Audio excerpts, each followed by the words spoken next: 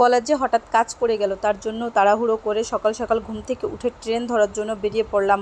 আসসালামু আলাইকুম এভরিওয়ান, কেমন আছেন আপনারা? আশা করি আলহামদুলিল্লাহ ভালো আছেন, আমিও ভালো আছি। ভিডিওটা একটু লং, আশা করি ফুল ভিডিওটা দেখবেন। যে সকাল সকাল বেরিয়ে পড়লাম ট্রেন ধরার জন্য। আমি খুব অলস টাইপের, এত সকাল সকাল ঘুম থেকে উঠি না। কাশিয়ানী থেকে ট্রেনে করে মধুখালী যাব, মধুখালী থেকে লোকাল বাসে ফরিদপুর। এই যে কাশিয়ানী বাজার, সকাল সকাল এত ফাঁকা থাকে প্রথম দেখলাম, দেখে ভালো লাগলো, তাই একটু ক্যাপচার করে নিলাম। টুকটুক করে চলে এলাম কাশিয়ানী ট্রেন স্টেশনে। ওই যে ফ্লাইওভার, এখন এই ফ্লাইওভার পার হয়ে ওপারে যেতে হবে। ওটা রাজশাহীর ট্রেন, গোপালগঞ্জ থেকে আসে সকাল 7:45-এ আমার ট্রেন। বাসা থেকে 7টায় বের হয়েছি, আর আমি যে পারছিলাম এখান থেকে ঢাকার ট্রেনে যেতে হবে। ঢাকার ট্রেনটা খুলনা থেকে আসে, 7:50-এ গোপালগঞ্জে আসে। ঢাকার ট্রেন আমি এখনও দেখি নাই, আমার ট্রেন আগে, তাই বুঝি আর ঢাকার ট্রেন দেখা হবে না। ভিডিও করতে করতে আমার ট্রেন চলে এলো, তাই তাড়াহুড়ো করে আমার ট্রেনের দিকে যাচ্ছি।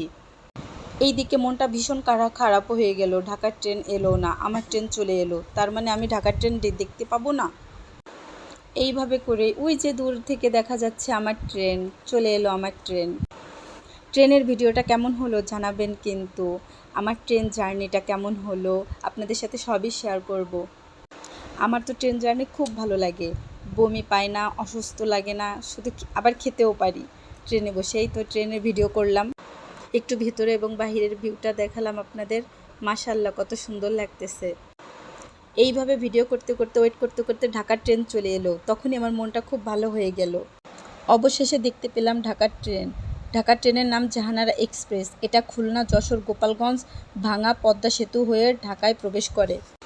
অবশেষে আমার ট্রেন ছাড়লো, এবার ওয়েট করি আমার গন্তব্যস্থানে পৌঁছানোর জন্য। কার কার ট্রেন জার্নি ভালো লাগে কমেন্টে জানাবেন। তারপরে পেয়ারাওয়ালা মামা চলে এলো, আর আমি পেয়ারা মাখা ভর্তা খাবো না, তাই কি কখনো হয়? এটা সম্ভব না আমার পক্ষে ছাড়া।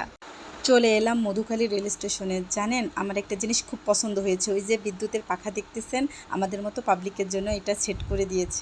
এই জিনিসটা আমার খুব ভালো লেগেছে।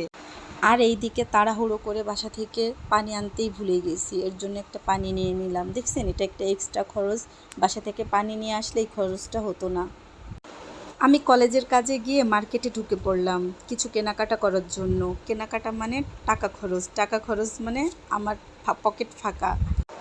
কেনাকাটা করতে করতে ফুচকাওয়ালা মামা সামনে চলে এলো, আর আমি ফুচকা খাবো না, তাই কি কখনো হয়? তাই তো বসে পড়লাম ফুচকা খেতে। ফুচকাটা অনেক দারুণ ছিল। এটা নিউ মার্কেটে ফুলের দোকানের সামনেই ফুচকাওয়ালা মামাটা বসে। যাই হোক, আমি আজ ফরিদপুর থেকে কী কী কিনলাম তাই দেখাবো আপনাদের। নেক্সট ভিডিওতে সব কিছু শেয়ার করব আমি কী কী কিনেছি। সেই পর্যন্ত ভালো থাকবেন, সুস্থ থাকবেন। ভিডিওটা ভালো লেগে থাকলে লাইক কমেন্ট শেয়ার করে দিবেন। দেখা হচ্ছে নেক্সট ভিডিওতে। টাটা, আল্লাহ হাফেজ। আমার জন্য সবাই দোয়া করবেন।